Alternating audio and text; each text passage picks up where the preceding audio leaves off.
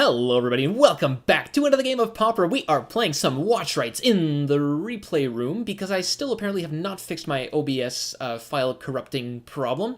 But this was a really good game, up against Stompy again, and we are on the play, keeping pretty sweet hands. Double keep watch is a little bit awkward, but we do have a turn 1 preordain, turn 2 dragon fodder, and a dispel to back it up, so we don't know we're going up against Stompy, but this is a very well-balanced hand. I do prefer having the keep watch a little later, and I'd rather see the Rites of Initiation, because it does allow for some pretty fast kills without the keep watch, but this is fine. So we go for preordain. We put the springleaf drum on the bottom and the island on top just because it lets us get to keep watch. We don't have that many lands, so it's good to have access to that. So we go ahead and play our Mog War Marshal here, not planning on paying for it, really. And they just go with our Nest Invader, which is kind of annoying. It's one of the better cards to play against us because it gives them that many more blockers, right? We end up going with our Dragon Fodder and passing the turn. Kind of awkward to not be able to use our mana all that efficiently. He does attack here, probably figuring he has Scarring Pit Skulk or something, but he just goes with a Nest Invader and a Vault Scourge. Vault Scourge, again, very, very good against us if they get to enchant it with the thing, which they do. Yeah, the elephant guy, that's the one. We draw a very awkward third Keep Watch, which is making our life really difficult here.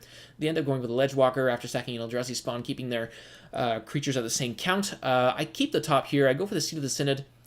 I found my combo pieces, and I'm just waiting to find an opening here. With 6 creatures, it's quite easy to win here. I don't have very many targets for Dispel, so I go ahead and use it on the Vines of Vasquez to keep their life total low.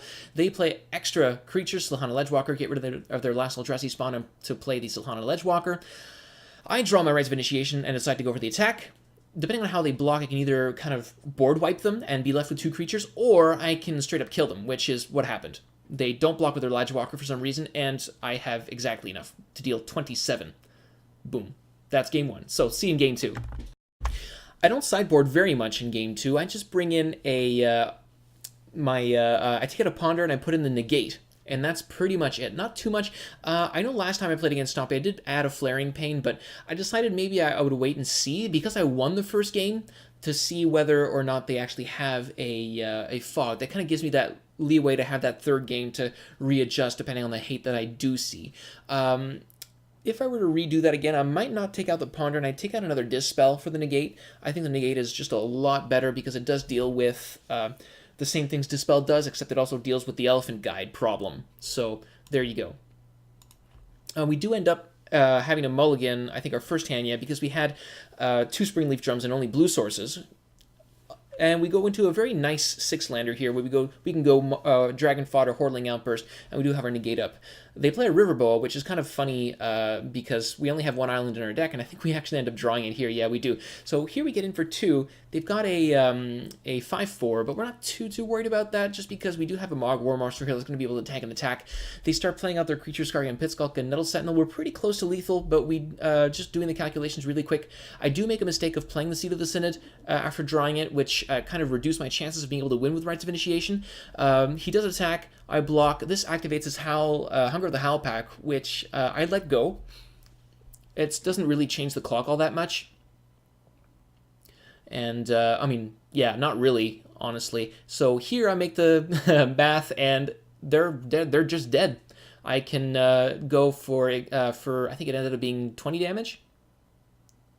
Yep. There you go. And that's the game, guys. Really quick match. It was even quicker going post-recording after this. So, yeah, Stompy seems like a really good matchup. We seem to be able to race them very, very well, even through the Vault Scourge and the life gain and the extra blockers and stuff. As soon as they start getting a little greedy, we can really punish them for not leaving back blockers. So thanks a lot for watching, guys. I hope you enjoyed that. We'll see you next time.